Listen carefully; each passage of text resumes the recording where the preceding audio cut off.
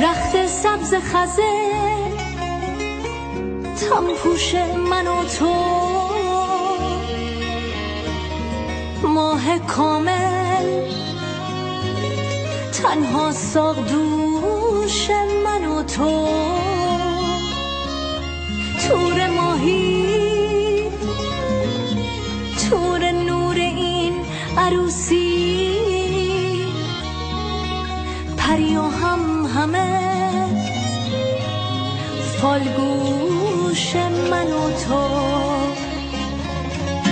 بزر با هنگ قلب من برس، به قصد از خوشی مردن برس، به فکر از نو سر رفتن برس، به نام خوب مرد و زن برس، به شوق شبنم فردا، به یاد بهترین رویا برس،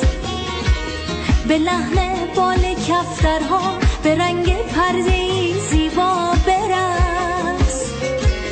در این بازار بیرنگی به وقت سخت دلتنگی برس، کنار مردم سنگی همین جور به این قشنگی برس،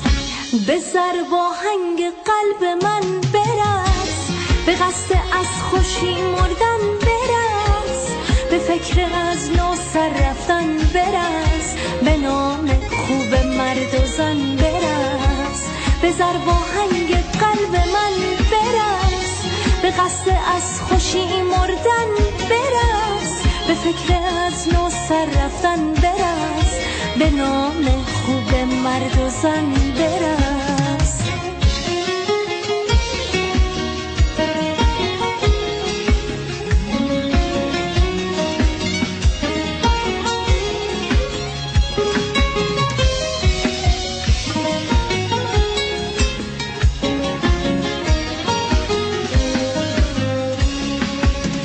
به همه بگو فقط از تو نوشتم ای عتیقه، من تو رو از نو نوشتم،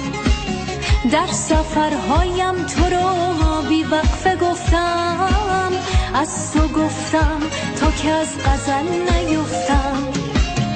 به همه بگو سحر در راهه، آتیش بازی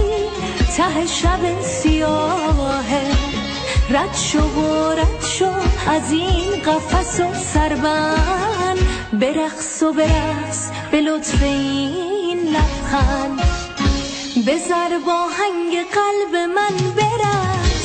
به قصد از خوشی مردن برس، به فکر از نو سر رفتن برس، به نام خوب مرد و زن برس، بزر با هنگ قلب من برس، به قصد از خوشی مردن برس، به فکر از نو سر رفتن برس، به نام خوب مرد و زن برس.